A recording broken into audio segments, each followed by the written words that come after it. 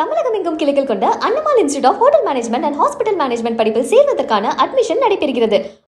புதுச்சேரி நெல்லித்தோப்பு பகுதியில் சுகாதார நடவடிக்கைகள் தீவிரப்படுத்தியுள்ளதாக சுகாதாரத்துறை துணை இயக்குநர் ரகுநாதன் தெரிவித்துள்ளார்.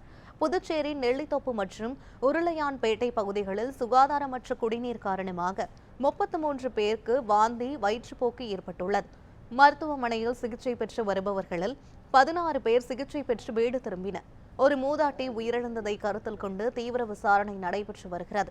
பாதிக்கப்பட்ட பகுதிகளில் சிறப்பு மருத்துவ முகாம்கள் நடைபெற்று வருவதுடன் புதுச்சேரி அரசு மருத்துவமனையில் சிறப்பு வார்டுகள் அமைக்கப்பட்டுள்ளன. குடிநீர் மாதிரிகள் ஆய்வுக்கு அனுப்பப்பட்டுள்ளன. மக்கள் தண்ணீரை காய்ச்சி குடிக்க அறிவுறுத்தப்பட்டுள்ளது. இந்த நேரத்தில் இருந்து சுகாதாரத்துறை சார்பாக தீவிர மருத்துவ முகாம் அமைச்சு அங்கே தினசரி ஒரு வாரத்துக்கு மக்களுக்கு மருத்துவ பணியாற்ற சொல்லி நாங்கள் உத்தரவிட்டிருக்கோம். அது நடந்துக்கிட்டு இருக்கு. அது வீடு வீடாக போயிட்டு மக்களுக்கு விழிப்புணர்வு ஏற்படுத்துறது, அதேமாரி அவங்களுக்கு ஏதாவது வயிற்றுப்போக்கு இல்லை ஜுரம் இருக்குன்னா அதுக்கு தகுந்த மாதிரி ட்ரீட்மெண்ட் கொடுக்குறது எல்லாமே ஃபீல்டு லெவலில் நம்ம பண்ணிகிட்டு இருக்கோம்.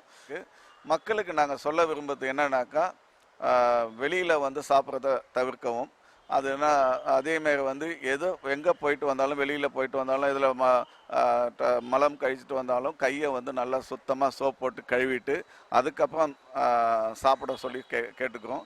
தண்ணியை நல்லா காய்ச்சி ஒரு 10லேருந்து 20 நிமிஷம் காய்ச்சினதுக்கப்புறம் அதை ஆற வச்சு குடிக்க சொல்லி கேட்டுக்கிறோம்.